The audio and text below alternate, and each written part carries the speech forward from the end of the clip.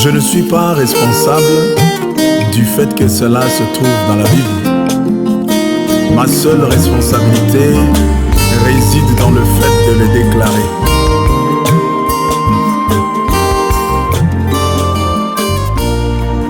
Plein, mais qui n'entendent pas la parole de Dieu. Voilà pourquoi le royaume vient pour rétablir cette communication, afin que chacun de nous soit capable de reconnaître la voix du Seigneur. Amen. Amen. Amen. Et quand Dieu s'est mis à parler à son fils Samuel, nous n'avons pas entendu une voix audible. Samuel était couché, mais Dieu parlait à son cœur. Il n'y a pas eu un écho dehors. Il n'y a pas eu de tonnerre. Donc si Dieu peut, en parlant à son fils, à son peuple, peut le faire de l'intérieur, pourquoi pas toi? Cela nous montre que dans la communication, Dieu ne se sert pas toutes les fois de la voix audible. Ne se sert pas toutes les fois de la parole verbale. Mais Dieu peut aussi se servir, dites Amen, d'un langage non verbal.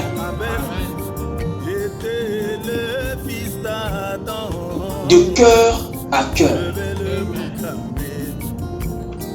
Amen. C'est très très important.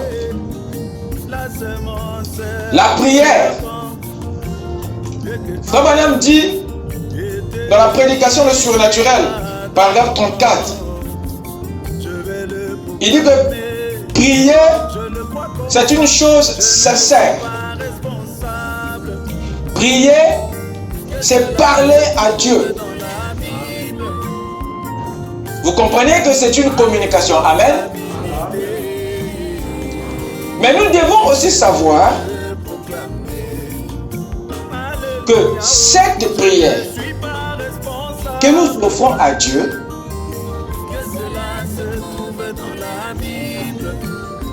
peut ou n'est pas se faire avec les mots.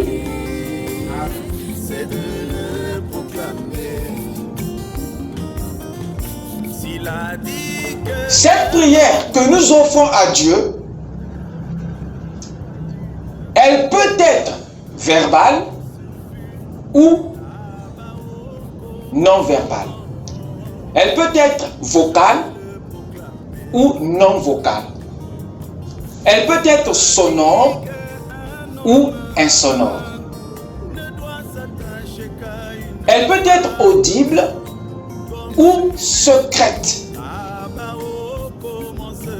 Voilà ce que le Seigneur veut que nous comprenions. Ce n'est pas que ceci annule la voix, les paroles, non. Mais c'est une compréhension de la chose ou une autre compréhension de la chose. Un ajout à notre façon de voir. Car la prière ne s'exprime pas seulement par les mots, par les paroles, mais elle s'exprime aussi par la pensée. Amen. Ou par l'intention. Amen. Et Dieu a de bonnes raisons de vous parler de façon secrète, de façon non audible. Il a de bonnes raisons.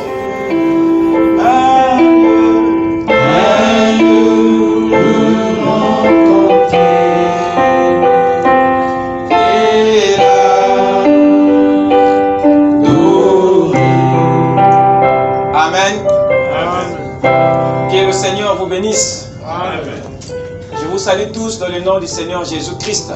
Amen. C'est encore un privilège pour nous d'être comptés dans ces parvis ce soir. Amen.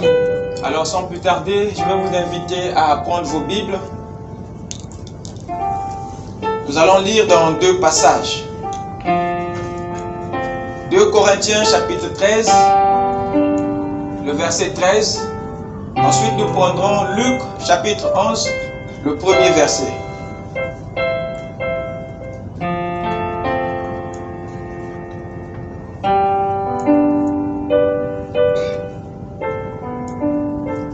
Le dernier verset du chapitre 13 de 2 Corinthiens.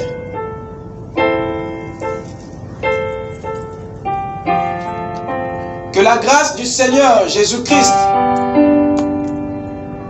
l'amour de Dieu et la communication du Saint-Esprit soient avec vous tous.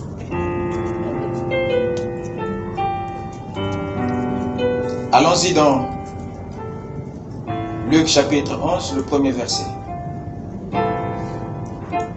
Jésus priait un jour en un certain lieu. Lorsqu'il eut achevé, un de ses disciples lui dit: Seigneur, enseigne-nous à prier, comme Jean l'a enseigné à ses disciples. Amen. Amen. Inclinons nos têtes pour la prière. Seigneur notre Dieu, une fois de plus, nous te rendons grâce ce soir pour le privilège que tu nous as accordé, Seigneur, d'être conviés dans ta présence. Seigneur Dieu, nous sommes venus à toi tels que nous sommes, avec nos manquements, nos faiblesses. Croyons que Père, ton sang est encore puissant, Seigneur, pour expier nos manquements, Père. Nous te prions, ô Dieu, de parcourir nos cœurs, nos âmes, et d'exaucer, Seigneur, à chaque requête qui est enfouie. Puis-tu, ô Père Saint, guérir nos corps malades, consoler, Seigneur, nos esprits affligés et nous remplir de ton Saint-Esprit. Nous voulons partir d'ici, Seigneur, remplis de toi, Père. Ô Dieu, regarde la manière dont le diable est en train de parcourir, sémant la terreur partout, Père. Mais nous te prions, Seigneur, de garder tes enfants sous la fente du rocher et sous la protection loyale de ton sang.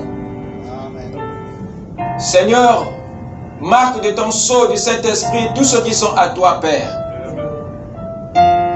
Nous te prions, Père, de bénir cette réunion. Puisses-tu être avec nous, Seigneur. Viens bénir ta parole pour nous. Alors que, Père, nous t'invitons à entrer sur scène. Sois l'alpha et l'oméga, dans le nom qui ne faillit jamais, le nom du Seigneur Jésus-Christ, notre Dieu. Amen. Amen. Je vous prie de vous asseoir.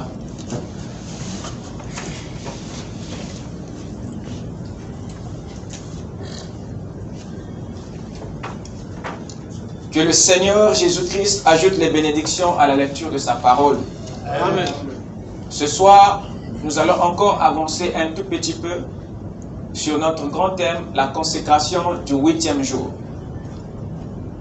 Retenez que nous sommes en train d'étudier un point capital que nous avons intitulé la communication intentionnelle. Et aujourd'hui, je vais insister sur la prière dans sa forme générale. Nous venons d'entendre Paul parler aux Corinthiens. Il était à la fin de sa lettre. Dans sa conclusion ici, il lâche quelques mots vraiment sacrés. Quelques mots qui peuvent faire l'objet d'une étude profonde. Parce que ce saint homme ne parlait pas par lui-même, mais il parlait par le Saint-Esprit. Et tous les conseils de Dieu qu'il a mis sous forme écrite ici n'étaient pas pour son époque seulement, mais concernaient tous les âges, y compris notre âge. Ce sont des hommes à qui Dieu a fait voir la suite des temps, à tel point qu'ils ont eu la grâce de saluer de loin les gloires, les grandes choses qui concernaient ce temps-ci. Et nous sommes les privilégiés parce que nous vivons dans le décor même des choses que ces saints prophètes avaient vues de loin. Amen. Mais le problème est que lorsque nous vivons dans l'âge où les prophéties s'accomplissent, la plupart des temps, nous sommes frappés de la cécité. Nous sommes frappés de l'aveuglement.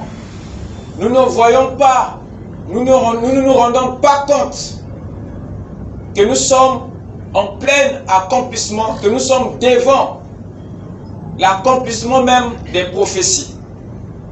Raison pour laquelle, dans chaque âge, Dieu suscite toujours un petit canard avec un flair aigu pour avertir les autres au sujet des événements, au sujet du climat. Et le petit canard de chaque âge, de chaque époque a toujours été un prophète. Et si le prophète n'est pas là, ce sera difficile pour nous de savoir quelles sont les prophéties qui nous concernent aujourd'hui. Et qu'est-ce qui est en train de se produire. Et quelle position devons-nous avoir et comment faire pour être en ordre avec Dieu et quelle position prendre pour ne pas être pris dans les fléaux de l'âge. Parce que chaque fois qu'un âge s'ouvre, sachez qu'il y a donc une annonce qui s'est faite au ciel. Et cette annonce est un message qui est destiné à l'ange, au serviteur principal de l'âge. Parce qu'il a un message pour mettre l'épouse à l'abri. Et à cette époque-là, c'était Paul qui était loin de cet esprit pour garder le peuple de Dieu. Sachez que quand Dieu envoie un homme, c'est qu'il a dans son ministère une vertu que l'Église a besoin. Et lorsqu'il vient avec un message, peu importe tout ce qu'il va prêcher, peu importe le nombre de sujets qu'il va aborder, mais le but de tous ces messages, de toutes ces révélations, c'est de déposer dans l'Église, dans les croyants, une vertu que Dieu lui a chargé de déposer dans son ministère. Amen. Voilà pourquoi Paul, en son temps, Dieu lui a chargé d'une vertu qu'on appelle la foi. Il a parlé de la résurrection. Il a parlé de la prédestination. Il a parlé des miracles. Il a parlé des Éphésiens 4.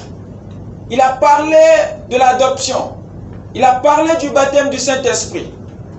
Il a parlé des relations. Il a parlé de toutes ces choses. À tel point que la plus grande partie du Nouveau Testament a été écrite par lui.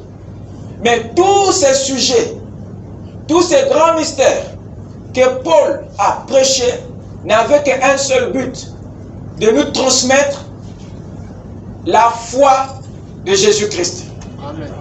Et c'est par cette foi-là que l'Église devait être gardée, devait marcher à cette époque. Amen. Amen.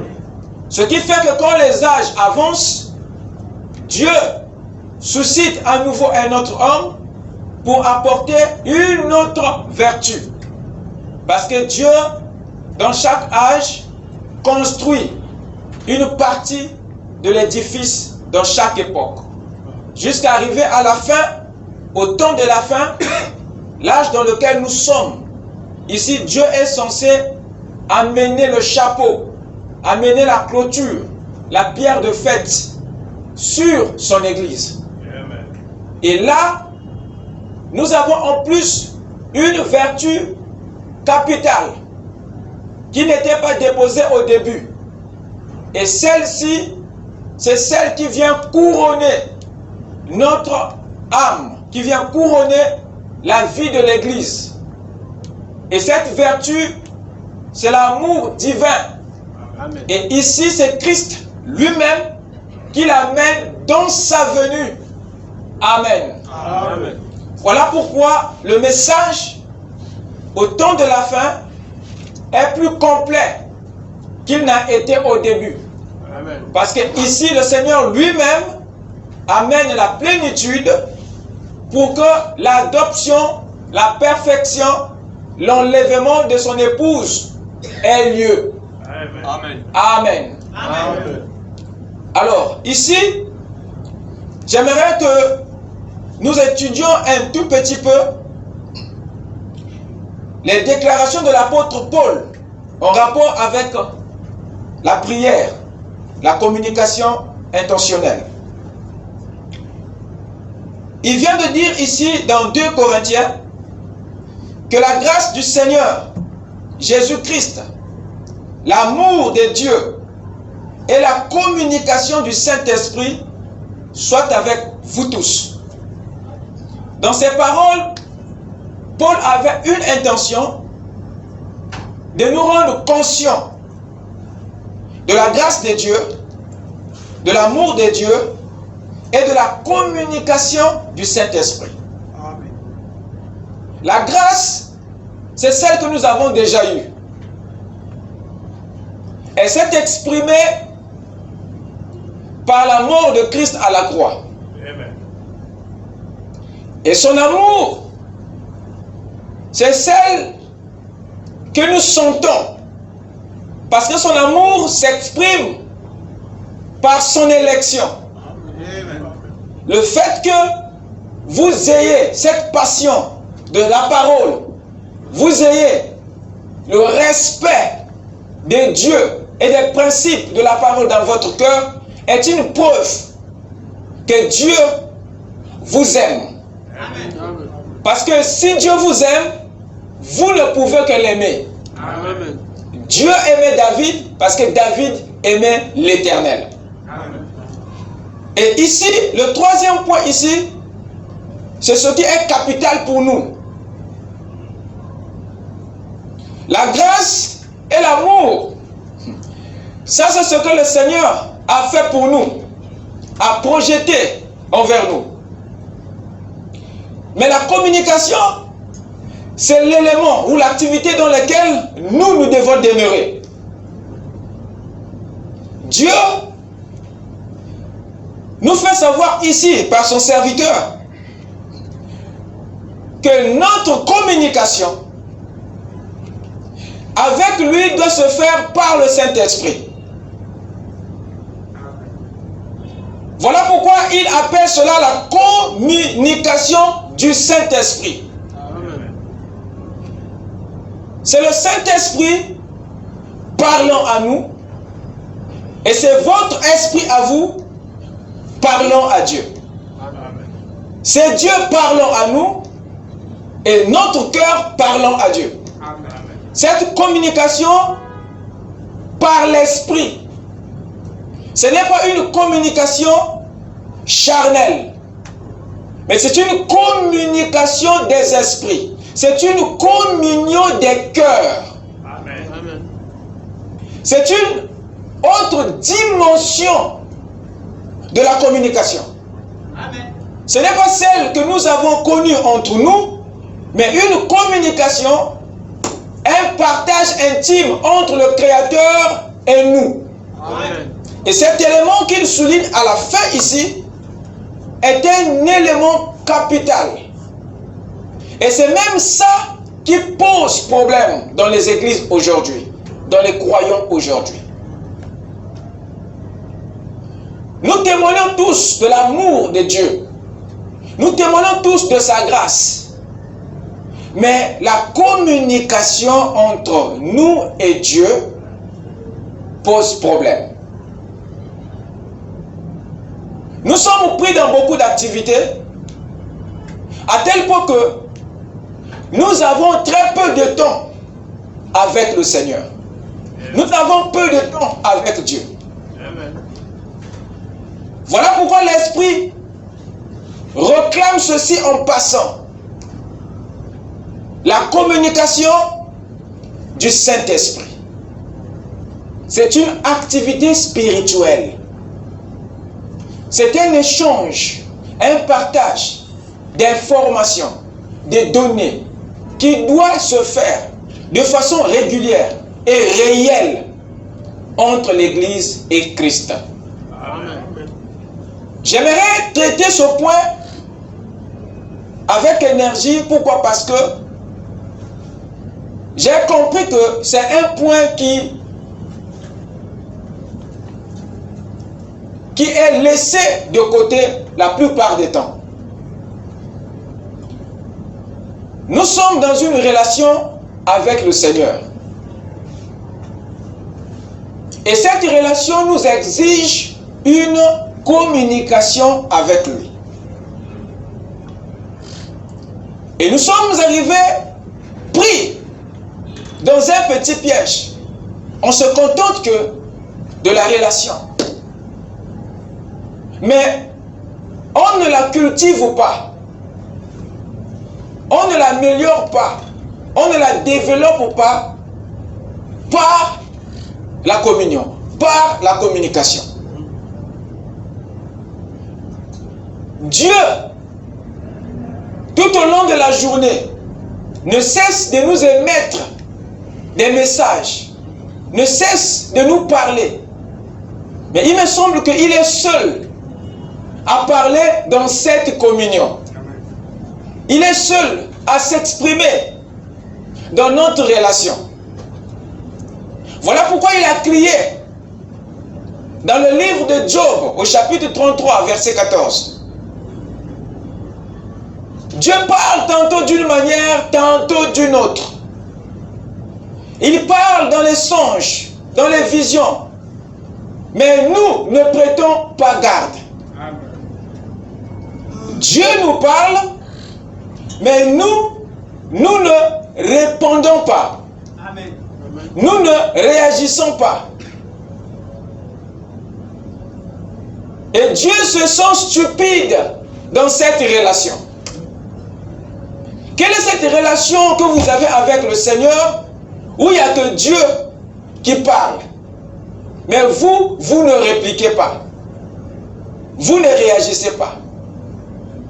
Et c'est là que nous avons découvert que si le Seigneur se plaignait dans le livre de Job, c'est parce que entre lui et l'homme, il y avait des interférences. Amen. Amen. Si l'homme n'arrivait pas à réagir positivement au message que le Seigneur envoie, c'est qu'il y a un obstacle. Il y a quelque chose qui empêche l'homme d'écouter ou de saisir le message venant de Dieu. Amen. Parce que pour qu'il y ait communication comme telle, il faudrait qu'il y ait un émetteur et un récepteur. Il faudrait qu'il y ait réaction de deux côtés. Mais quand il n'y a qu'une seule personne qui émet et qui n'a pas un retour, on ne peut pas parler de communication. Amen. On ne peut plus parler de communion. Amen. Amen. Or, la communication avec le Saint-Esprit, dont Paul parle ici, c'est un partage qui doit se faire des deux côtés. Il faudrait que quand Dieu parle, vous aussi, vous soyez en mesure d'entendre et de répondre. Amen. Et nous avons vu le dimanche que dans cette communion, il y a Dieu qui s'exprime.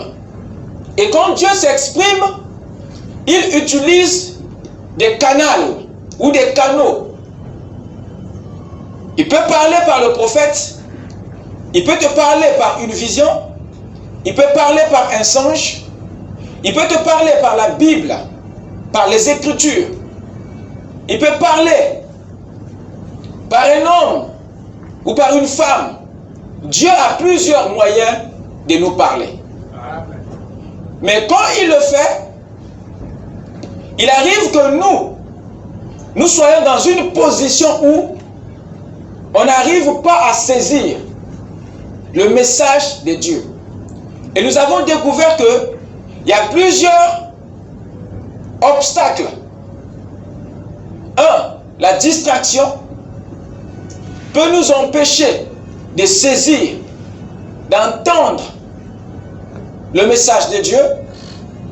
L'environnement dont nous nous trouvons peut aussi avoir un effet négatif. Il y a des superstitions, il y a le péché.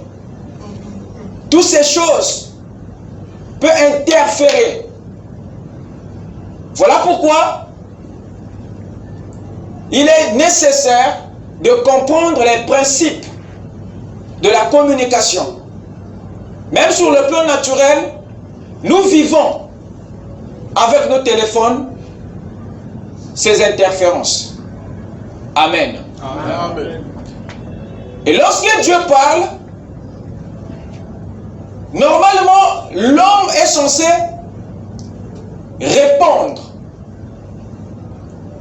Et nous voyons que sur le plan spirituel, la rétroaction que l'homme fait à l'égard du message que Dieu a donné, c'est ce qu'on appelle la prière. La prière n'est pas forcément une réponse comme telle, mais la prière est une activité spirituelle au travers duquel l'homme parle à son Créateur. Amen. Et c'est cela que j'aimerais qu'on étudie un tout petit peu dans les minutes qui vont suivre. Dans le livre de Luc ici, remarquez la manière que ces Juifs ont parlé à Jésus. Jésus priait un jour en un certain lieu. Lorsqu'il eut achevé, un de ses disciples lui dit: Seigneur, enseigne-nous à prier comme Jean l'a enseigné à ses disciples. Si les disciples ont eu besoin d'apprendre à prier, d'apprendre à communiquer avec Dieu, c'est parce qu'ils avaient remarqué, parce qu'ils avaient fait un lien entre les victoires de Jésus et la prière. Ils avaient remarqué que Christ, tous les exploits qu'il faisait, venaient d'une vie de prière bien stable. Remarquez que cet homme a eu à faire des grandes choses au milieu de ses disciples. Il a eu à multiplier les pains. Il a eu à marcher sur les eaux. Il a eu à guérir les malades. Il a eu à ressusciter les morts. Il a eu à faire beaucoup de choses, à purifier les lépreux, à multiplier, à changer l'eau en vin. Mais pourquoi ces disciples ne l'ont-ils pas demandé à leur enseigner comment marcher sur les eaux? Pourquoi ils n'ont pas demandé qu'ils les apprennent à multiplier les pains? Pourquoi leur cœur n'est pas allé vers ces miracles, vers ces choses? Parce qu'ils avaient compris que ce n'était pas ces miracles qui faisaient de Jésus grand, mais c'était la chose qui produisait ces miracles, qui faisait de Jésus grand. Amen. Et cette chose, c'est ce qu'ils avaient saisi.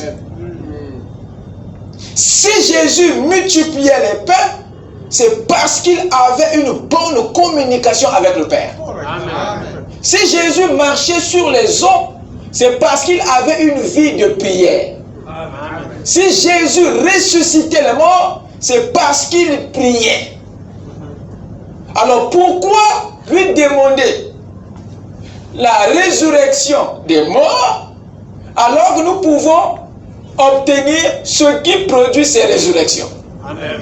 Voilà pourquoi ils ont demandé, Maître, apprends-nous à prier. Amen. Parce que si on sait comment prier, ces choses que tu fais nous accompagneront aussi. Alléluia. Voilà la révélation que ces Juifs avaient eue en demandant, en posant cette question. Amen. Et les gens les avaient trouvés des stupides.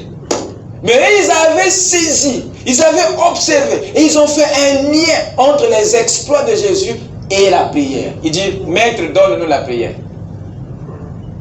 Mais ces Juifs avaient connu Moïse. Et ils étaient tous nés sous la loi et ils avaient la Torah. Amen. Mais la loi enseignait la prière. Mais pourquoi devrait-il encore demander? Parce qu'ils avaient remarqué que Jésus priait autrement. Amen. La manière que Jésus s'y prenait en prière était différent de ce qui était mentionné, de ce qu'ils connaissaient déjà de la loi. Alors l'attitude de Jésus par rapport à la prière les intriguait. Et du coup, ils ont compris que non, ce type a autre chose. Il ne prie pas de la même manière que nous. Alors si nous n'en apprenons pas sa façon à lui de faire, on risque de ne pas avoir des résultats. Et ils lui ont demandé, apprends-nous à prier, comme Jean apprend ses disciples à prier. Alors, ce que j'aimerais vous dire ici, c'est que la prière n'exige pas une prédication, mais la prière exige un enseignement. Amen. C'est ce qu'ils ont demandé. Amen. Mais pourtant, la prière semble être classée dans le plan ou dans la catégorie de l'évangélisation. La prière semble être évangélique. Non, la prière est prophétique. Amen. Et il faut l'enseignement pour avoir le plan idéal et s'attendre au bon résultat. Amen. Amen. Amen. C'était donc une question très capitale. Et nous nous disons que nous naissons avec la prière. Et on n'a pas besoin d'apprendre. Parce que tout ce que nous savons, c'est que la prière, c'est parler.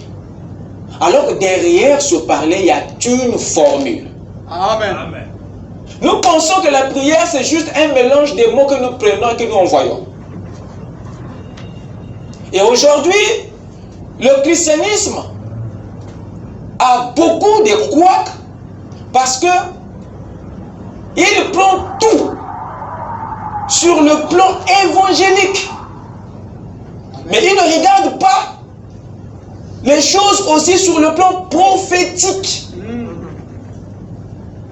Voilà pourquoi nous laissons les choses qui sont censées être prises avec beaucoup d'attention. Ça paraît universel, ça paraît public, ça paraît conventionnel, ça paraît ordinaire. Oh, la prière, oh, c'est la prière, oh, la prière, c'est la prière. Mais ces juifs qui sont nés là-dedans ont eu besoin d'un enseignement là-dessus. Et Jésus a répondu positivement à cela. Amen. Amen. Donc nous aujourd'hui, Nous ne devons pas nous plonger là-dedans, yeux fermés, parce que nous sommes sortis, nous sommes nés dans une religion qui pratiquait. Mais nous voulons cette fois-ci prêter attention à cette prière, parce que c'est le moyen officiel par lequel le croyant communique avec son Créateur, parle avec son Père. Amen. Il y a des principes qui vont avec, il y a des détails qu'il faut observer, il y a la manière. Nous aimerons prêter attention à cela pour sortir d'une prière religieuse, afin d'offrir une prière royale. Amen. Lorsque nous allons dans le livre de Samuel, nous découvrons un principe qui nous ramène à cela. J'aimerais que nous lisons rapidement. Ouvrons dans Samuel, 1 Samuel chapitre 3. Commençons à partir du premier verset. Voyons si nous pouvons apprendre quelque chose. Le jeune Samuel était au service de l'Éternel devant Élie. La parole de l'Éternel était rare en ce temps-là. Amen. Vous écoutez ça? Amen. Les visions n'étaient pas fréquentes. Ce qui revient à dire que, à cette époque-là, c'était maintenant difficile que les croyants aient une communication avec Dieu. Oui, monsieur. Amen. La communion avec les hommes, tu pouvais l'avoir. Ça, c'est pas ce qui manquait. Mais la communion avec Dieu, ça, c'était difficile. Parce que les hommes étaient occupés à d'autres choses. Leur pensée n'était plus vers l'Éternel pour donner du temps et parler à l'Éternel. Amen. Il me semble que quelque chose avait occupé le temps des croyants. Voilà pourquoi c'était devenu difficile même de communiquer. Amen. Alors ça a même frustré l'Éternel. Amen. Et lui aussi, il s'est tué. Parce que il est mort à la croix pour rétablir la relation entre lui et l'homme. En fait que derrière cela, qu'il puisse avoir quelqu'un avec qui parler. C'est pour des raisons de communication qu'il a rétabli la relation. Amen. Mais lorsque vous êtes absent dans cette communication, le cœur de Dieu est frustré. Et lui se résigne et vous observe. Alors vous remarquez ici une rareté. Un grand refroidissement. Ça devient difficile. Trouver un temps et prier. Ça devient difficile. Dieu cherche des hommes et des femmes à qui il va révéler des grandes choses. Amen. La parole de l'Éternel était rare en ces temps-là. Les visions n'étaient pas fréquentes.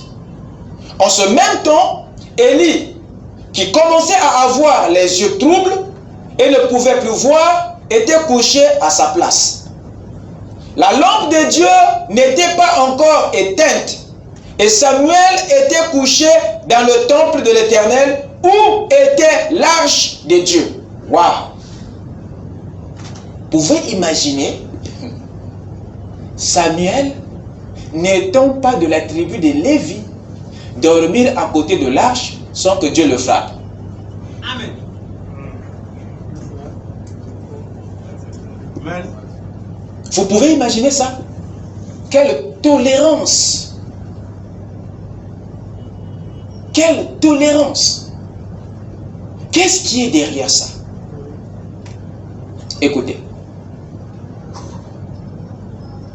Alors l'Éternel appela Samuel. Il répondit, me voici. Et il courut vers Élie et dit, me voici, car tu m'as appelé. Élie répondit, je n'ai point appelé, retourne te coucher. Et il alla se coucher. L'Éternel appela de nouveau Samuel. Et Samuel se leva, alla vers Élie et dit, me voici, car tu m'as appelé. Élie répondit, je n'ai point appelé, mon fils, retourne te coucher. Samuel ne connaissait pas encore l'Éternel et la parole de l'Éternel ne lui avait pas encore été révélée. Amen. Vous écoutez ça? Amen. L'Éternel appela de nouveau pour la troisième fois. Et Samuel se leva, alla vers Élie et dit, me voici, car tu m'as appelé. Élie comprit que c'était l'Éternel qui appelait l'enfant. Et il dit à Samuel, va, couche-toi. Et si l'on t'appelle, tu diras, parle, Éternel, car ton serviteur écoute. Et Samuel alla se coucher à sa place. L'Éternel vint et se présenta, et il appela comme les autres fois, Samuel, Samuel. Et Samuel répondit, parle, car ton serviteur écoute. Alléluia. Amen. Amen. Alors l'Éternel dit à Samuel, voici, je vais faire en Israël une chose qui étourdira les oreilles de quiconque l'entendra. Amen. Amen. Alléluia. Nous avons ici une affaire très pathétique. Samuel, cet enfant, était dans le temple. Il était à côté de l'arche. Et là, il y avait un sacrificateur, un tuteur au nom d'Élie. Il arriva que Dieu décida maintenant d'ouvrir une communication avec le peuple. Il trouva un tabernacle approprié qui pouvait réceptionner, être un bon récepteur pour lui.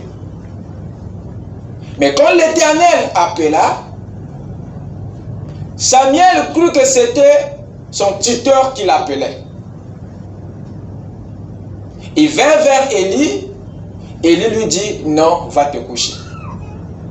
Samuel ne connaissait pas le langage de Dieu. Amen. Voilà pourquoi toutes les fois que Dieu parlait, il ne saisissait pas. Amen. Il ne comprenait pas. Je pense que beaucoup sont dans cette condition. Amen. Amen. Dieu a encore répété. Il est allé ailleurs. Son tuteur l'a encore envoyé. Mais remarquez, malgré que ce mouvement se fait, Dieu ne pouvait pas comprendre que l'enfant était un enfant, mais Dieu est resté derrière ses principes. Amen. Amen. Amen. Il n'a pas lâché pour dire que non, ok, comme Samuel, tu es encore enfant, tu ne connais pas encore, bon, voilà, je me livre quand même. Dieu n'a pas fait ça. Correct. Amen. Il est resté derrière ses principes. Amen. Si longtemps que tu ne réponds pas à moi, je ne continue pas. Amen. Il y a des fois une soif, parfois de prier, de lire la parole monte dans ton cœur. Parfois tu vas suivre un film. Alors que Amen. c'est un appel profond que Dieu qui t'appelle à une communion. Amen. Dans la prédication, la soif, le prophète explique ça. Que cette profondeur est placée normalement pour chercher le Seigneur, pour être en communion avec Dieu. Mais nous satisfaisons cette soif dans d'autres choses. Amen. Donc ça veut dire que nous avons un problème avec notre senseur, notre capteur. Alors Samuel, quand il est reparti pour la troisième fois vers l'ancien, l'ancien a compris que le petit a un problème de communication. Il ne sait pas comment communier avec Dieu. Et c'est lui qu'il a enseigné Amen. comment communiquer avec le Saint-Esprit. Amen. Et si Élie n'avait pas enseigné Samuel, l'histoire ne serait pas autrement. Amen. Amen. Pour dire que notre communication avec Dieu exige un enseignement. Amen. Alléluia. Élie était là pour enseigner Samuel à maîtriser sa communication avec Dieu. Amen. Amen. Amen. Et quand il lui a instruit, il dit que si ça revient, voilà comment tu dois te faire. Et quand il est parti, il a appliqué le principe, alors la communication s'est ouverte. Amen. Et Dieu a ouvert le secret. Alléluia. Et Samuel a saisi le message. Amen. Amen. C'est pour dire que ce n'est pas un point qu'il faut négliger, parce que des grands prophètes dans la Bible ont reçu des instructions là-dessus. Et si nous négligeons ça, on sera des gros sourds muets qui trémballent, marchent dans les rues, qui remplissent les églises. Et je vais vous dire une chose. La religion est pleine de sourds. Des gens qui vont dans les églises mais qui n'écoutent rien. Amen. Plein mais qui n'entendent pas la parole de Dieu. Amen. Voilà pourquoi le royaume vient pour rétablir cette communication. Afin que chacun de nous soit capable de reconnaître la voix du Seigneur. Amen. Amen. Amen. Et quand Dieu s'est mis à parler à son fils Samuel,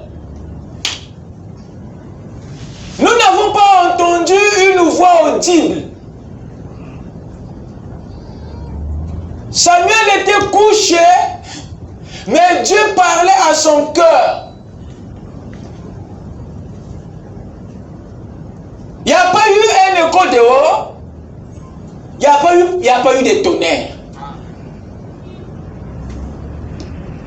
Donc si Dieu peut, en parlant à son fils, à son peuple, peut le faire de l'intérieur, pourquoi pas toi?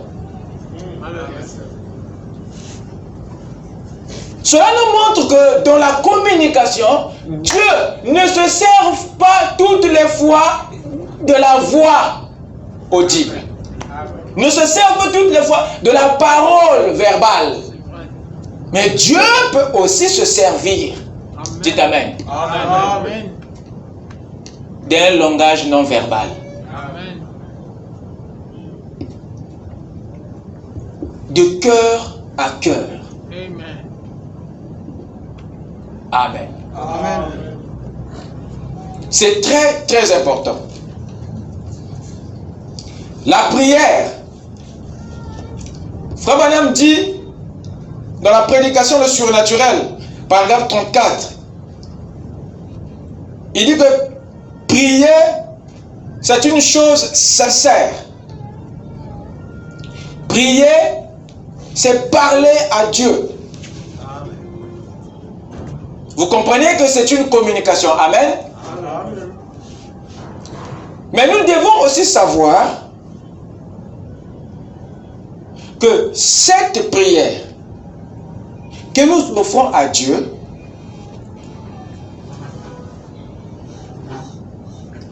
peut ou ne pas se faire avec les mots. Amen.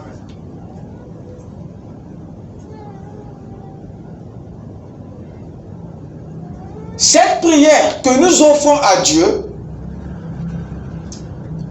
elle peut être verbale ou non verbale.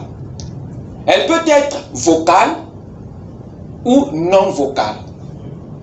Elle peut être sonore ou insonore. Elle peut être audible ou secrète. Voilà ce que le Seigneur veut que nous comprenions. Ce n'est pas que ceci annule la voix, les paroles, non. Mais c'est une compréhension de la chose. Ou une autre compréhension de la chose. Un ajout à notre façon de voir. Car la prière ne s'exprime pas seulement par les mots, par les paroles. Mais elle s'exprime aussi par la pensée. Amen. Ou par l'intention. Amen. Et Dieu a des bonnes raisons de vous parler de façon secrète, de façon non audible. Il a des bonnes raisons. Il le fait directement par inspiration. Parce qu'il ne veut pas que d'autres personnes entendent ce qui te concerne.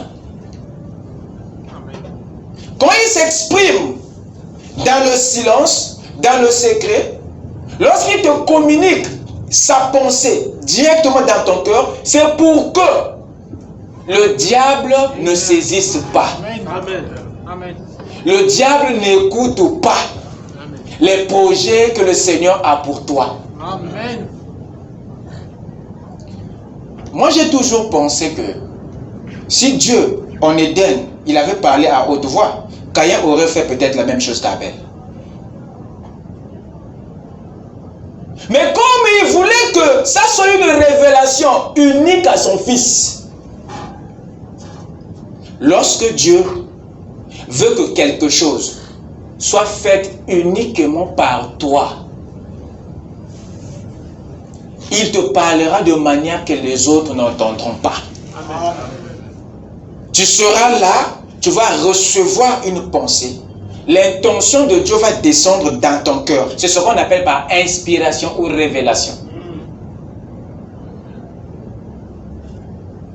Alors, Dieu cache ces informations à d'autres parce que tu es le seul qui est concerné. Et il veut que ce soit toi seul qui l'écoute, qui le fasse. Voilà pourquoi il se sert de la communication intentionnelle. Une communication secrète entre cœur et cœur. Alors les raisons qui motivent Dieu à se servir de ce langage doivent aussi te motiver à lui parler du fond du cœur. Amen.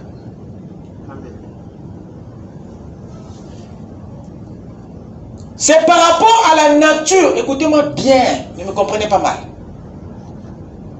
C'est par rapport à la nature de l'information que Dieu veut te livrer. C'est la qualité, la nature du message qui détermine la manière dans laquelle il va te le donner. Amen.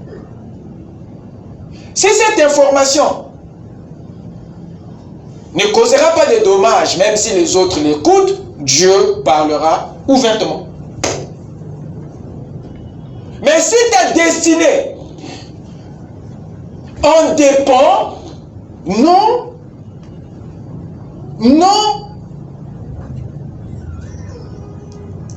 Paul était sur le chemin de Damas, c'est ça? Là où il partait pour persécuter les croyants.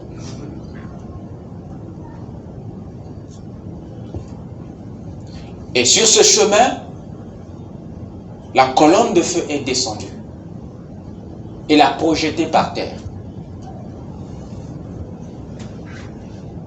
Et vous lirez dans la Bible, il est dit, à un certain endroit, que certains ont vu la lumière, mais n'avaient pas entendu la parole. Pourquoi?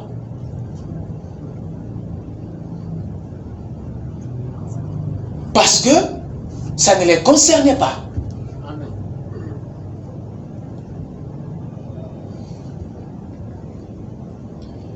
À la Pentecôte, Pentecôte, le Saint-Esprit était descendu et les disciples se mirent à parler. Et la Bible dit que il y avait les Égyptiens, les Croates, les prosélytes, pratiquement les races du monde étaient tous là. Et tous les entendaient. Dieu est descendu, s'est mis à parler pour que les hommes écoutent. Parce que l'information les concernait tous.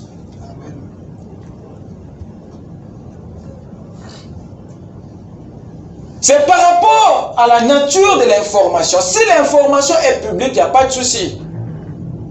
Mais quand l'information est privée, personnelle, Dieu fera que tu sois la seule personne à l'entendre, à la recevoir, parce que tu es la seule à être concernée. C'est aussi sa façon de protéger ta destinée. Amen. Amen. Amen. Alors si tu penses que le message que tu veux adresser à Dieu est capital, est importante, comporte-toi comme Dieu. Tu l'envoies du fond de ton cœur.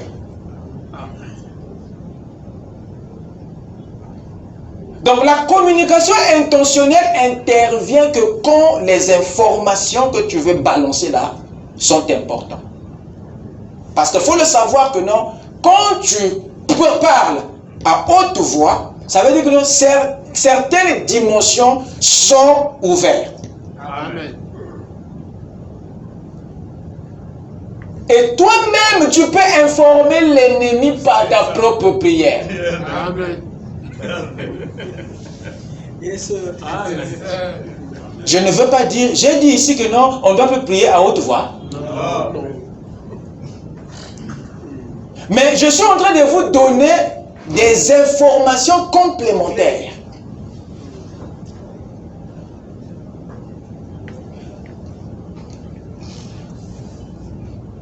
Dieu, de toutes les façons, que tu parles à haute voix, jusqu'à secouer les structures de la terre, Dieu n'entend pas les voix. Amen. Amen. Dieu n'entend pas la parole.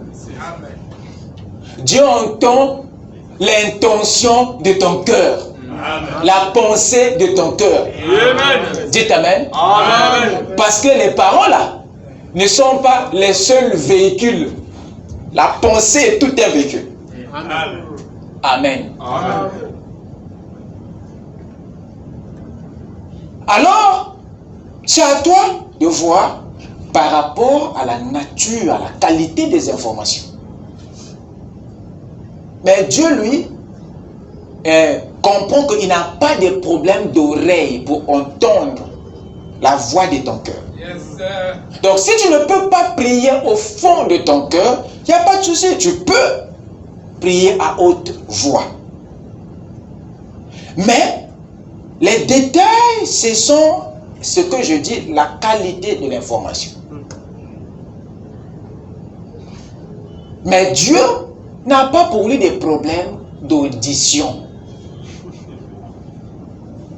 Mais toi, tu dois être instruit de la manière de protéger l'information que tu envoies.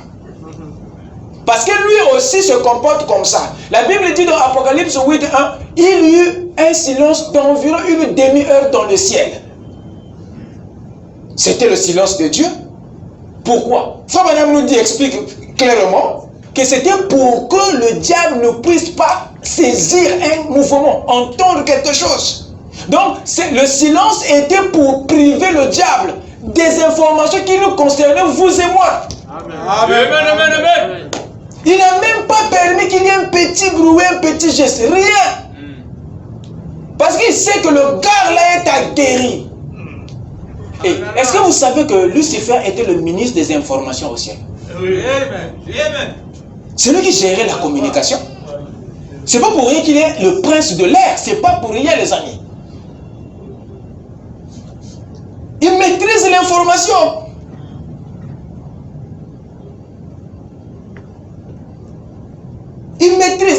toutefois là, le prince des ondes,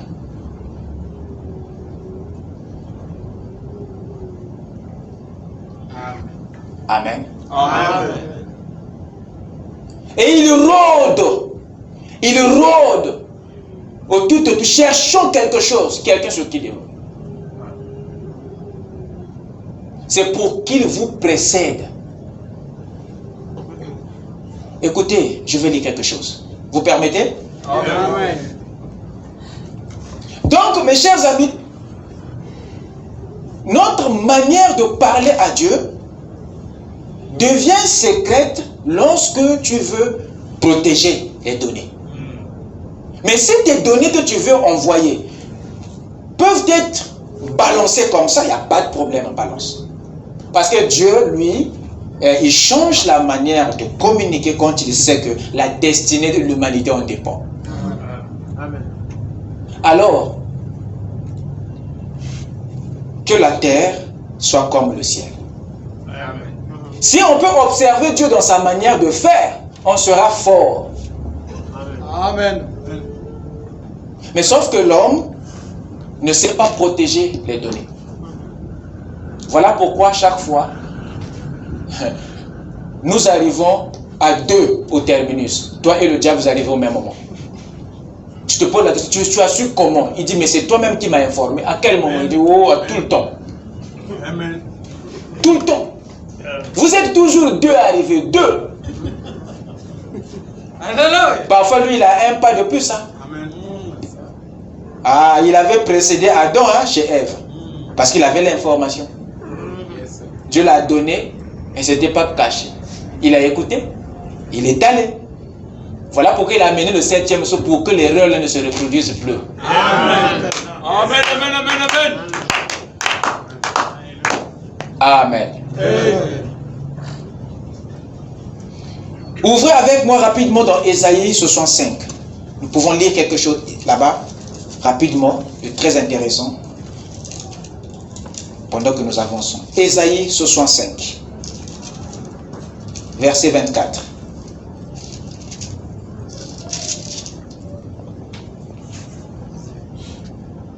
Avant qu'il m'invoque, je répondrai. Comment ça? Je n'ai pas encore parlé.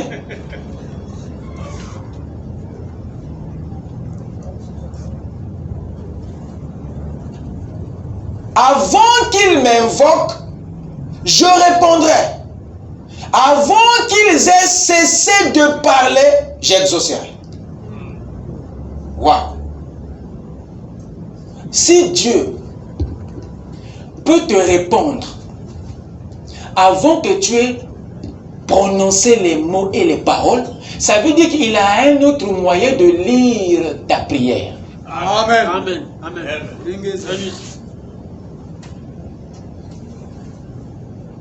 Le temps que toi tu es en train de fabriquer les mots, lui il a déjà pris la pensée. Voilà. Voilà pourquoi je vous dis que la religion nous a toutefois dit que la prière c'est balancer les mots. C'est ce qu'on a tous pris au catéchisme. Papa. Mais le royaume nous apprend que non. Ça commence dans la pensée, dans l'intention, dans le cœur. Amen. Tu peux laisser les paroles et émettre simplement la pensée dans ton cœur. Dieu, lui, Amen. verra, lira et t'exaucera. Amen. Amen. Amen. Même si cette vérité n'est pas trop importante, mais il faut que vous ayez cette information. Amen. Ça va nous apprendre à formation. Parce que le diable vous espionne. Il est toujours à l'écoute. Il gère, il maîtrise les réseaux. Qui avait compliqué Gabriel, quand il partait livrer le message? Gabriel a dit que non, le roi de Perse m'a empêché. Il maîtrise les réseaux. Donc si le peuple de Dieu n'imite pas Dieu, dans la sécurité des informations et ne se comporte pas, ce serait très dangereux. Voilà pourquoi je répète que nous arrivons souvent à deux au terminus. Parce que nous informons nous-mêmes notre ennemi au sujet de nos projets. Nous informons nous-mêmes. Et après, on se pose des questions.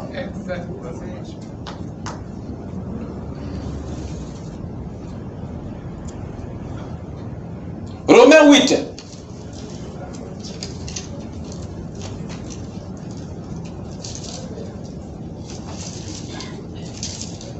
Prenons à partir du verset 26.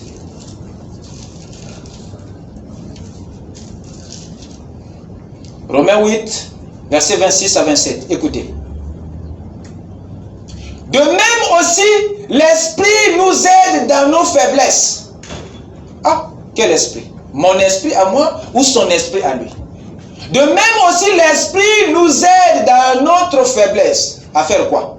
Car nous ne savons pas ce qu'il nous convient de demander dans nos prières.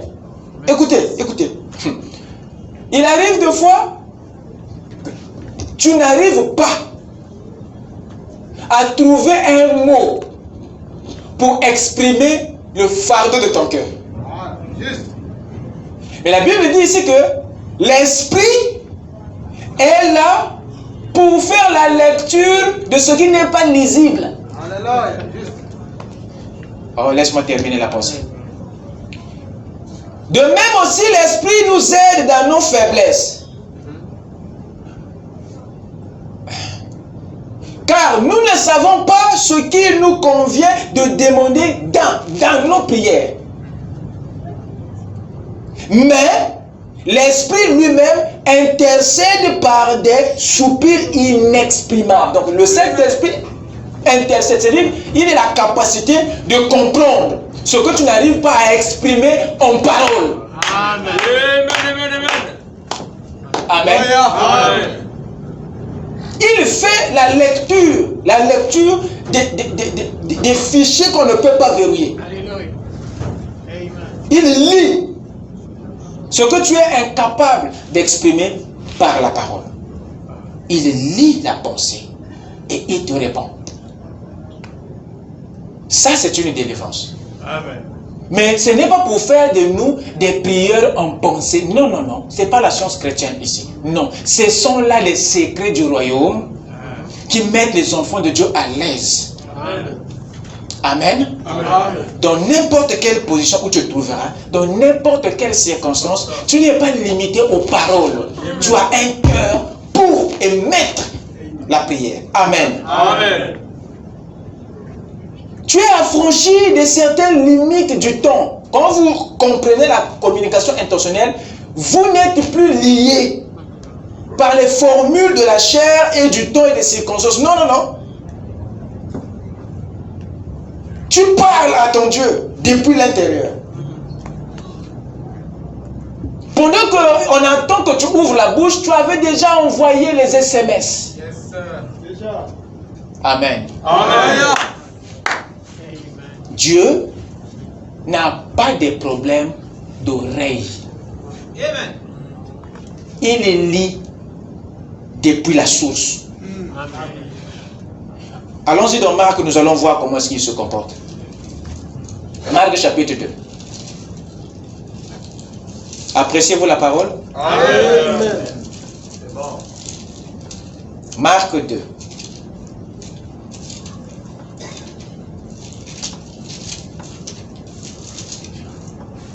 Prenons à partir du verset 6.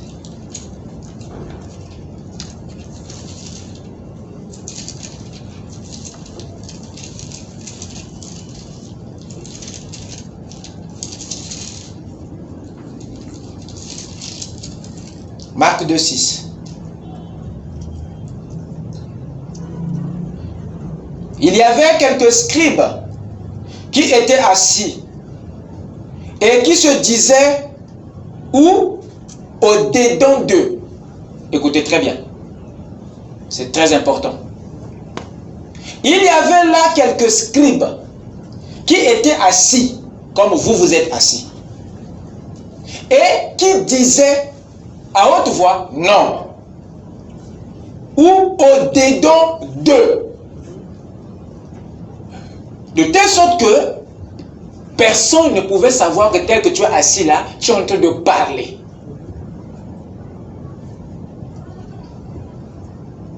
Et il disait quoi? Comment cet homme parle-t-il ainsi? Donc il parlait de Jésus. Il blasphème. Qui peut pardonner les péchés si ce n'est Dieu seul? Voilà tout ce qui se disait dans le cœur. Mais ils étaient là calmos. Mais il y avait un vacarme dedans. Ils se disaient toutes ces paroles-là dans le cœur, dans la pensée. Ils étaient là calmes. Mais Jésus pouvait dire. Lisez la suite.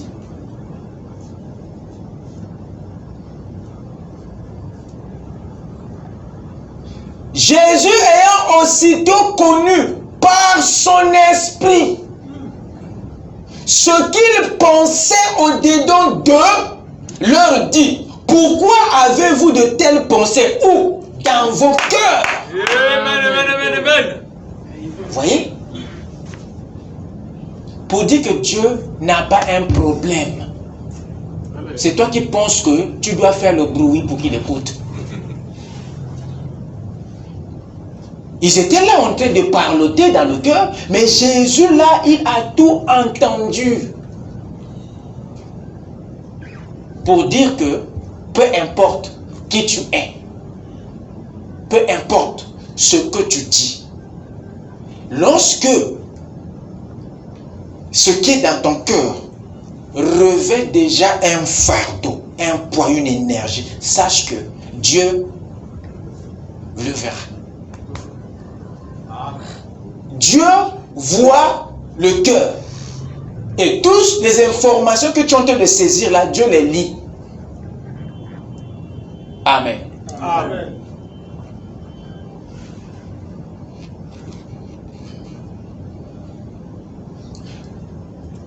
Prenons Frère Branham ici dans question-réponse. Numéro 1, paragraphe 233. Quand vous, 3 points de suspension, le diable ne sait pas, il ne peut pas le tirer de mon cœur. Si je le dis à haute voix, alors il peut s'emparer de ça. Amen.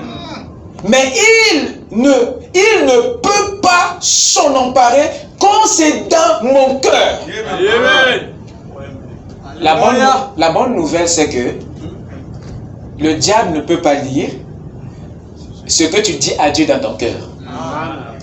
Mais il peut lire ce que tu dis à haute voix. Amen. Amen. Il n'y a que Dieu qui peut lire ton cœur. Le diable n'en a pas reçu les clés. Voilà pourquoi chaque fois que tu pries, il vient. Parce qu'il sait que les religieux sont toujours dans ce bain-là. Le fait qu'ils n'ont pas compris le 7e son, alors ça les met à livrer les informations de leur vie tout au long de la journée.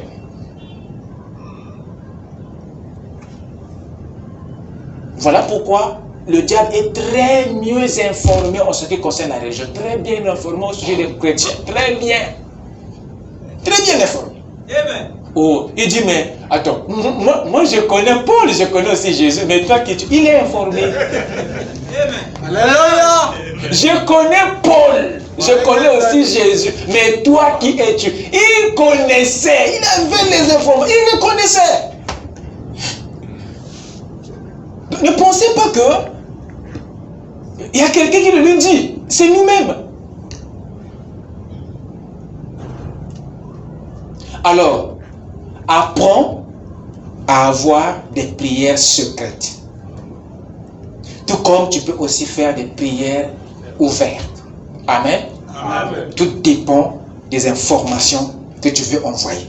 Amen. Alors, protège-les par le 7e sceau. Rentre dans la communication intentionnelle. Amen. Saisis tes informations depuis le cœur. Lis, il va lire. Amen. Amen. Quand tu ne veux pas que le gars là écoute, ne donne pas les échos, même pas un son. Lui, il est capable. Ne donne pas les sons, les mouvements, les bruits. Non, non. Prive-lui de ça. Qui se pose des questions, mais le gars là ne prie pas ou quoi? Tu es païen ou quoi? C'est ça. Alors que quand tu deviens tellement spirituel, ta vie devient plus intérieure que extérieure. Amen. Amen. Amen. Alléluia. Il dit ceci dans le messager du temps du soir, the evening messenger, paragraphe 312.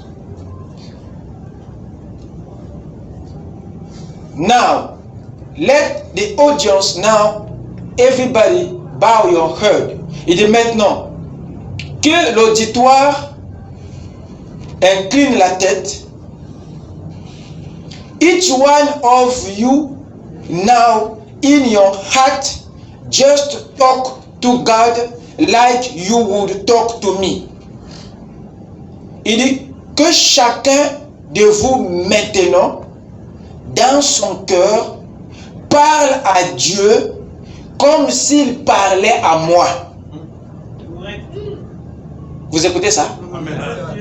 Ça, c'est Frère Branham qui parle à l'église. Il dit maintenant que chacun incline la tête et que chacun parle à Dieu dans son cœur, comme s'il parlait à moi.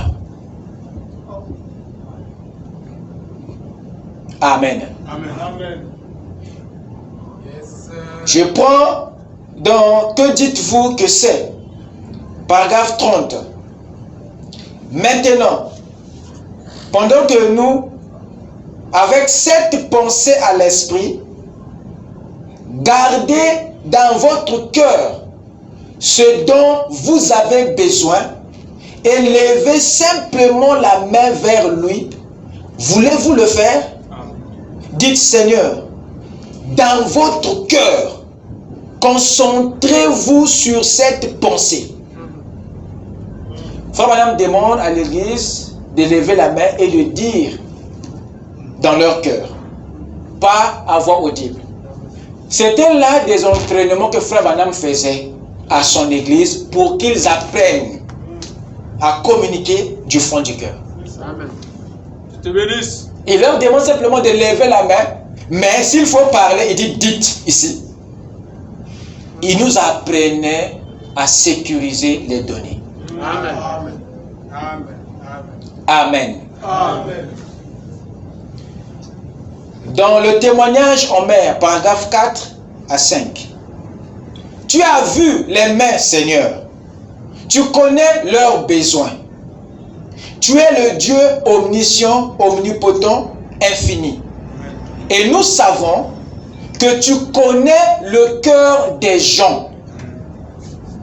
Tu connaissais nos pensées avant même que nous ayons été créés. Tu connaissais d'avance chacune de nos pensées. Amen. Car tu es infini. Alléluia. Et nous prions, Seigneur, en cette heure, alors que nous plaçons nos désirs devant toi. Regarde du haut des cieux, Seigneur, prends nos demandes dans ton propre cœur et exauce-nous. Amen. Amen. Selon la richesse de ta gloire. Donne-nous le désir de notre cœur, Amen.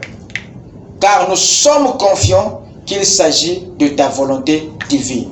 Amen. Amen.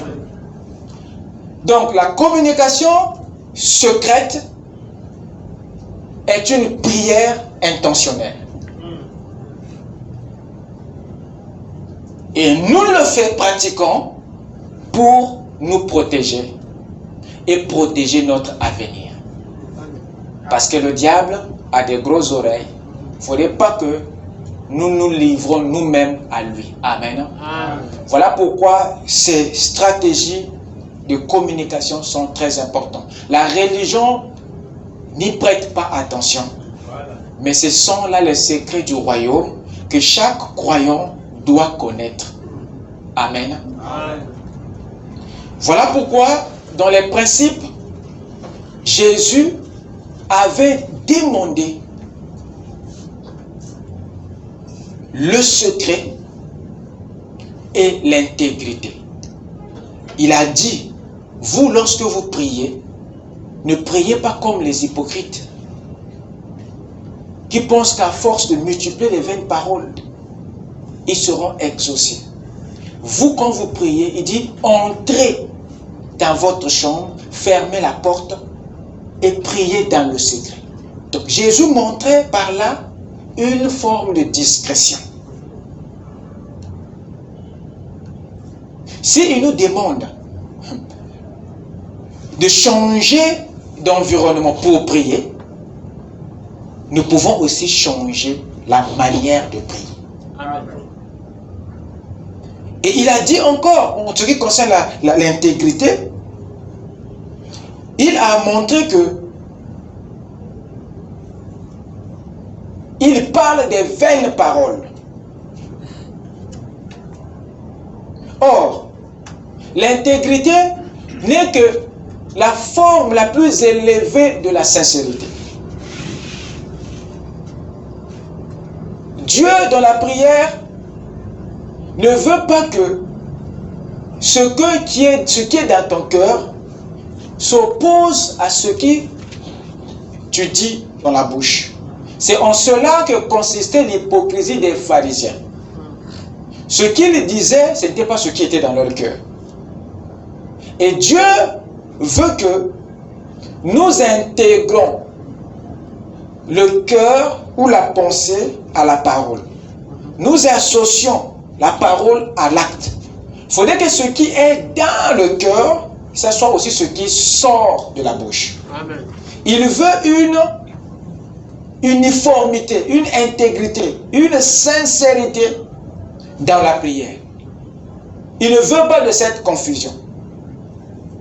Voilà pourquoi l'ange a dit à Frère Branham que si tu es sincère quand tu pries, il ne faudrait pas qu'il ait deux pensées. Il ne faudrait pas qu'il se contredisent.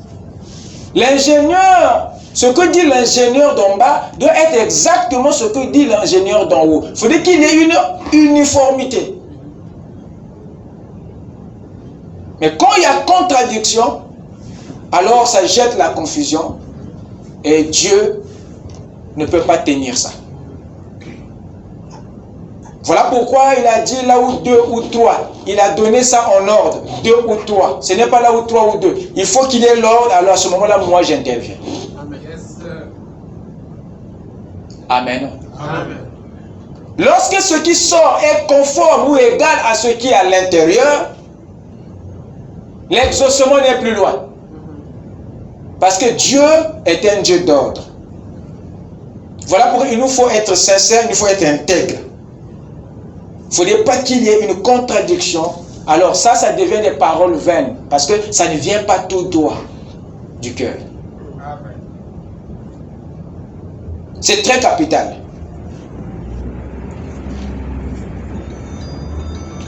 Alors je vais terminer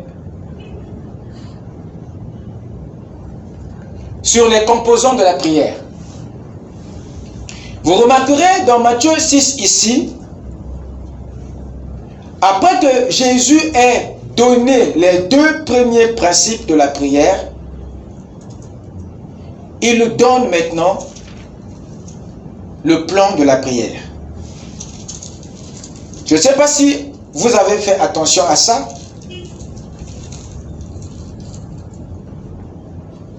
Écoutez, lorsque vous priez, ne soyez pas comme les hypocrites qui aiment à prier debout dans les synagogues et au coin des rues pour être vus des hommes.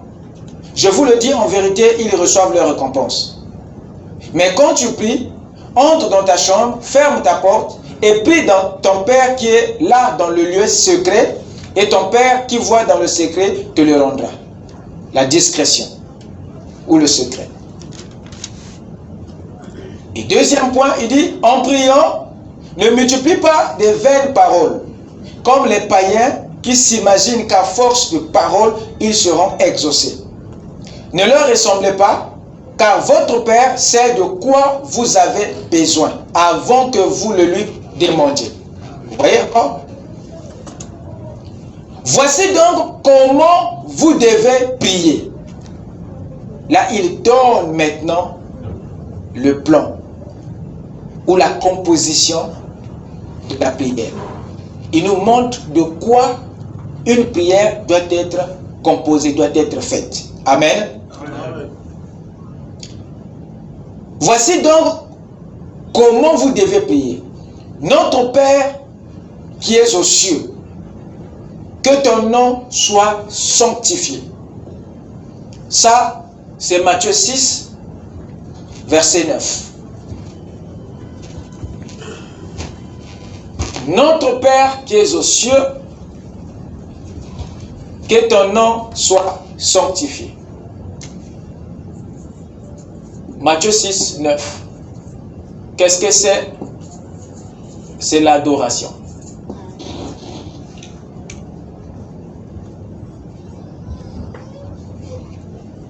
Amen. Amen.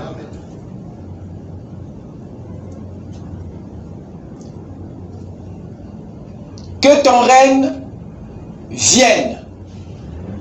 Que ta volonté soit faite sur la terre comme au ciel. Que ton règne vienne. Que ta volonté soit faite sur la terre comme elle est faite au ciel. Qu'est-ce que c'est? C'est l'invocation.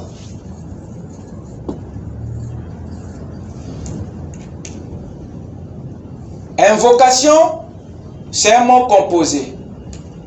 Vous avez vocation et in. Vocation, c'est l'appel. C'est le but. Le but intérieur.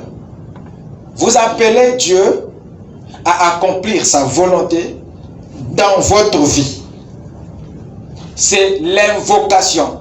C'est un appel que vous faites à Dieu personnellement de venir prendre le contrôle de votre vie qui est sur la terre. Un appel au secours.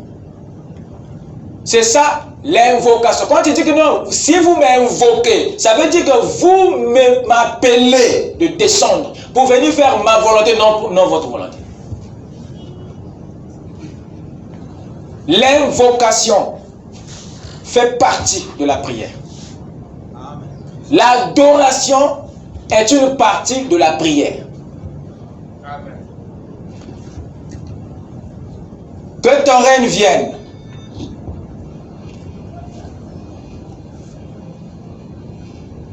Que ta volonté soit faite sur la terre comme elle est faite au ciel. Ça, c'est le verset 10 de Matthieu 6. Nous avons au 3, le verset 11. Donne-nous aujourd'hui notre pain quotidien.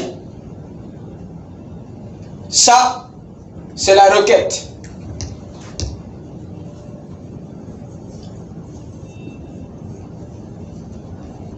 Matthieu 6, 11. Ne confondez pas l'invocation à l'incantation des magiciens. Non. Non. L'invocation, c'est un appel qui se fait de la terre vers le ciel. Mais l'incantation, c'est le contraire. L'incantation, c'est un appel que vous faites de l'enfer vers vous. Voilà pourquoi les magiciens et les occultistes, eux, ils sont dans l'incantation. Ils ne sont pas dans l'invocation. C'est nous qui sommes dans l'invocation. Eux, ils sont dans l'incantation parce qu'ils invoquent les démons. Ils utilisent les esprits des régions inférieures. Amen. Mais nous utilisons l'esprit des régions supérieures. Amen. Eux, ils sont dans l'incantation, nous sommes dans l'invocation. N'ayez pas peur du mot invocation, c'est dans la Bible. Vous allez dans l'Ancien Testament, dans le Nouveau, vous trouverez ça. C'est l'Éternel qui a invoqué moi. Il n'est que question de ça. Amen. Amen. Amen.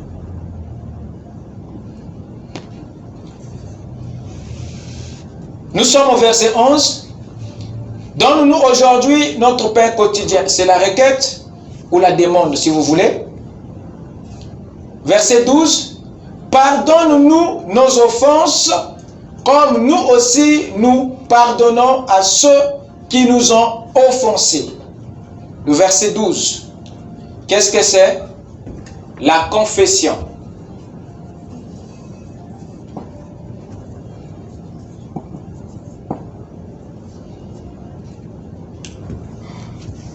C'est la confession. Pardonne-nous nos offenses, comme nous aussi nous pardonnons à ceux qui nous ont offensés. Le verset 13. Ne nous induis pas en tentation, mais délivre-nous du malin ou du mal. C'est l'intercession.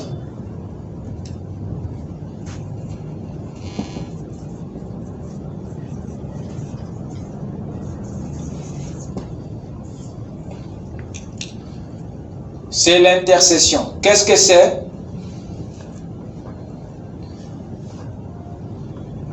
Tu es en train de supplier Dieu de nous protéger. Qu'il se tienne entre le mal et toi. Nous avons quoi d'autre? Ne nous induis pas en tentation, mais délivre-nous du malin. Dans le même verset, nous avons encore.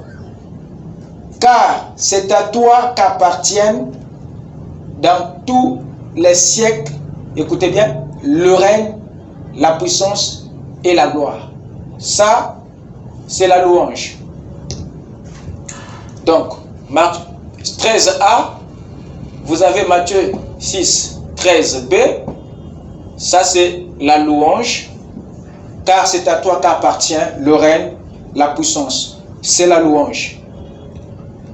Et le dernier, c'est un petit mot. 13b, c'est Amen, n'est-ce pas? C'est le tout dernier mot qui est mentionné à la fin de la prière. Amen a un sens complexe. Amen a un sens complexe. C'est un mot, un terme hébreu qui a une double profondeur.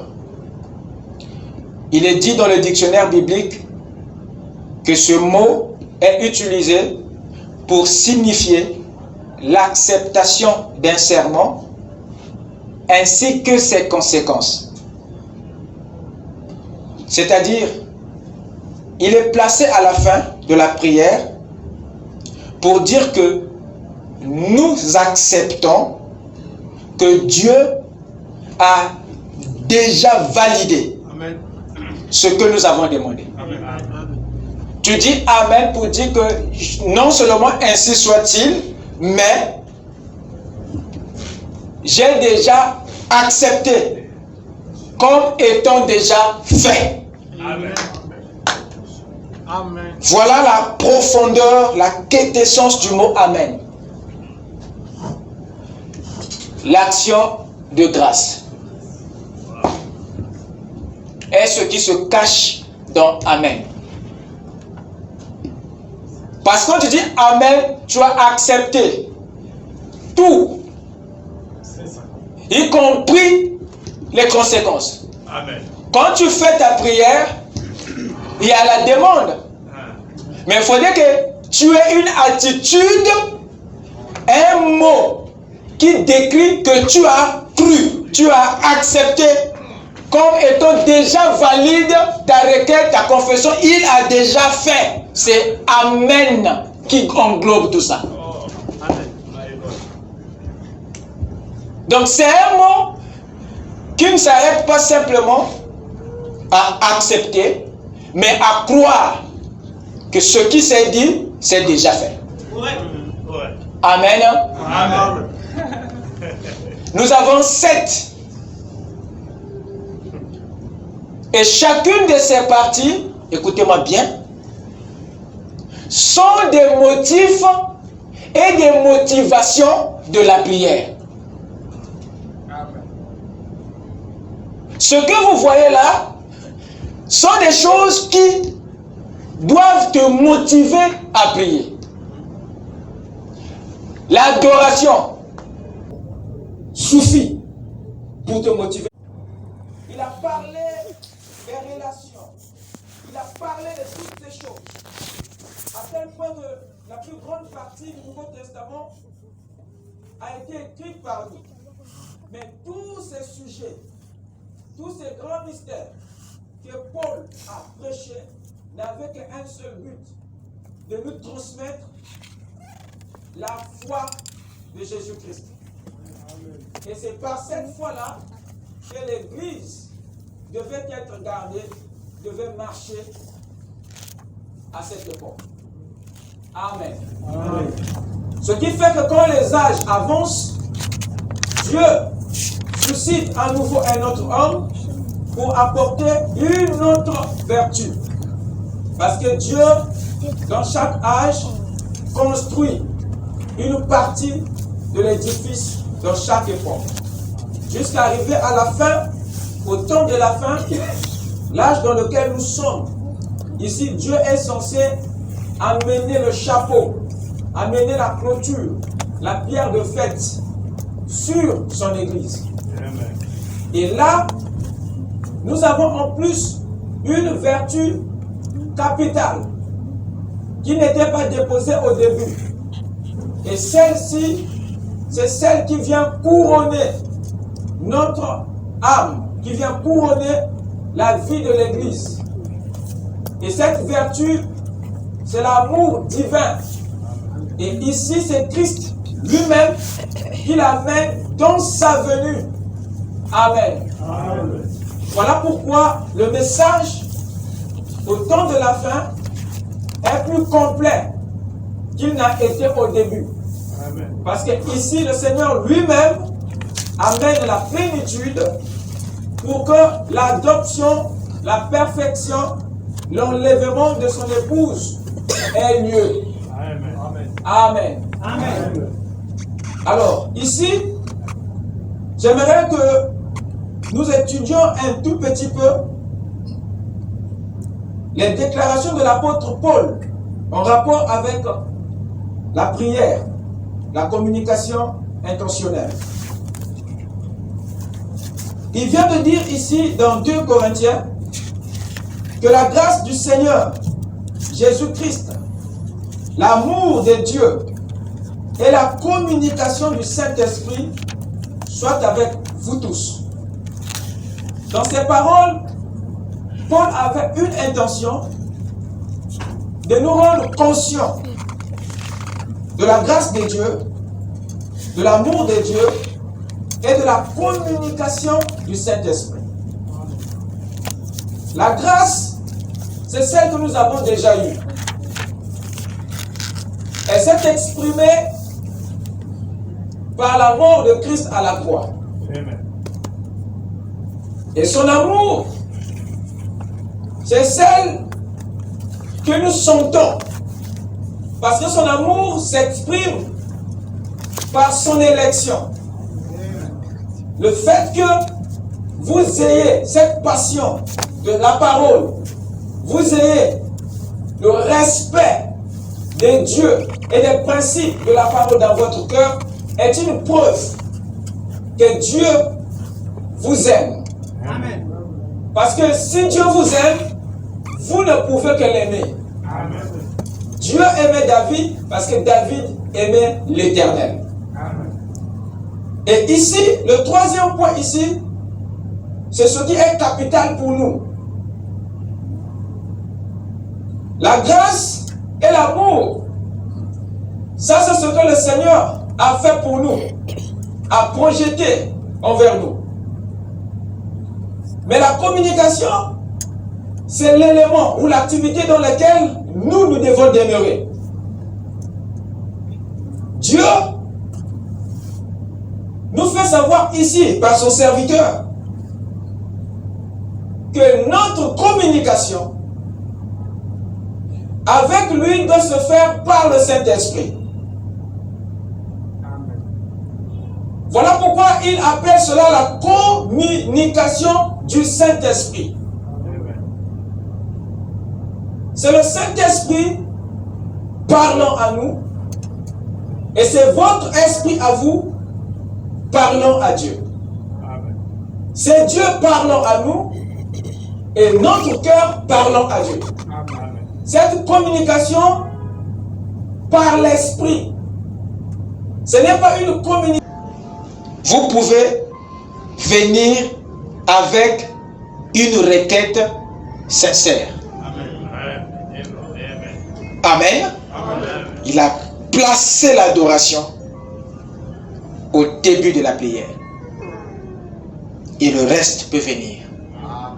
Amen. Amen. Que le Seigneur vous bénisse. Amen. Lèvons-nous.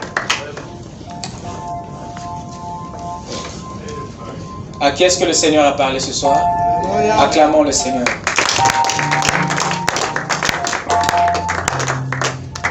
Avec nos têtes inclinées.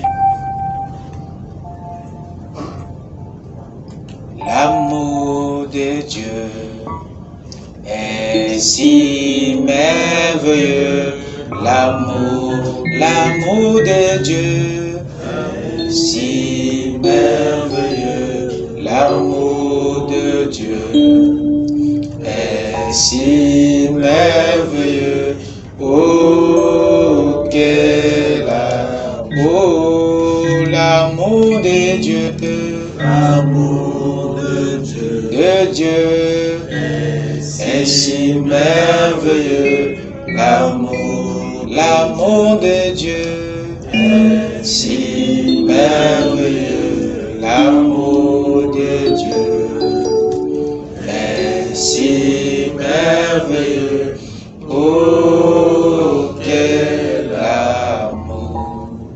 Mon frère, ma soeur, que chacun puisse parler à Dieu, méditer, prier selon le fardeau de son cœur, selon la liberté du Saint-Esprit. Offrons-lui tous la prière. Prions tous.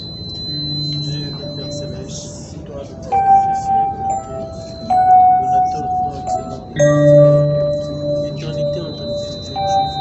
Avant toi, il n'y a pas de Seigneur Dieu, il t'a plu cet après-midi de nous parler comme un père qui parle à son père.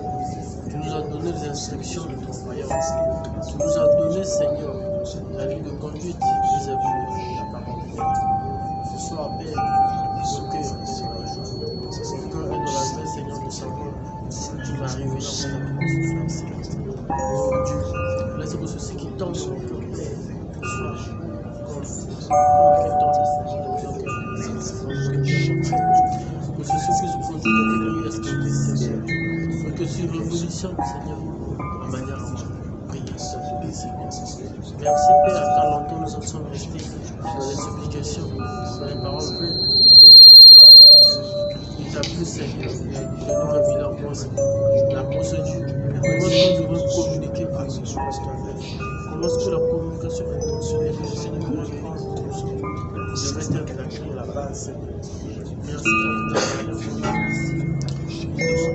adopter le Seigneur, quand nous allons parler des affaires du royaume, parler de nos secrets, Seigneur.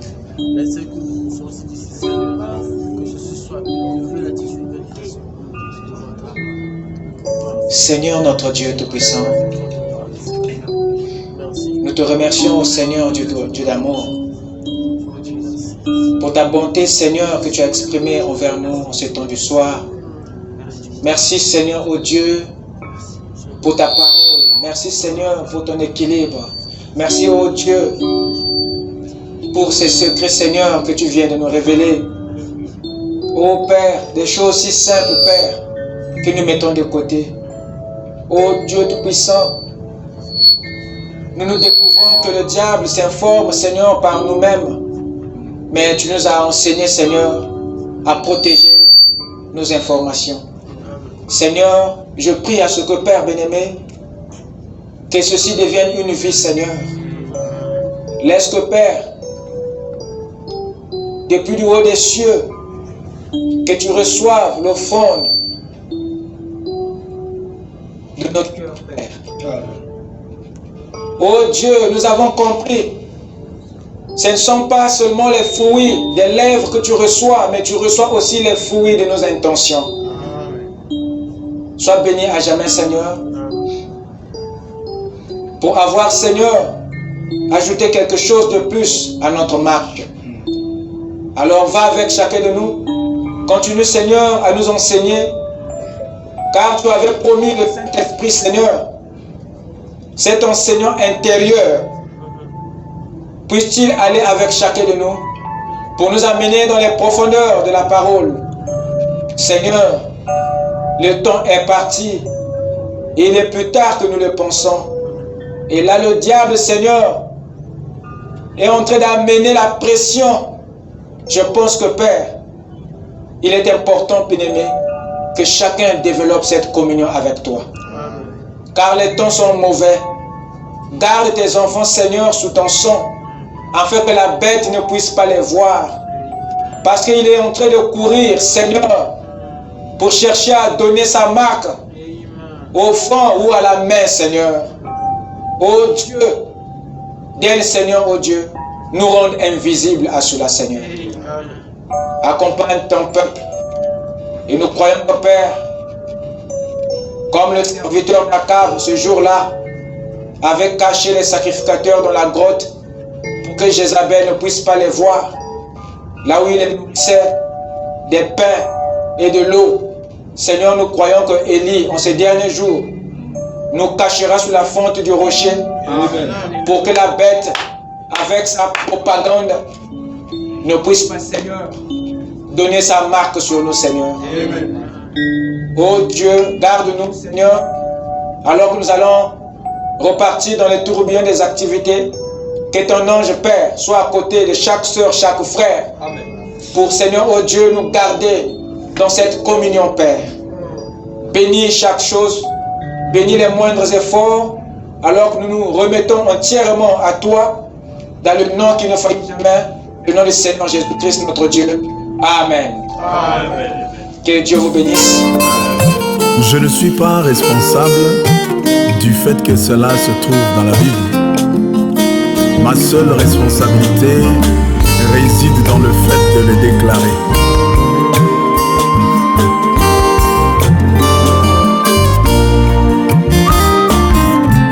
S'il a dit il n'y a qu'un seul vrai Dieu, et son nom c'est Jésus-Christ, tout genou fléchira devant lui, je vais le proclamer. S'il a dit il n'y a qu'un seul vrai Dieu, et son nom c'est Jésus-Christ, tout genou fléchira devant lui, je vais le proclamer.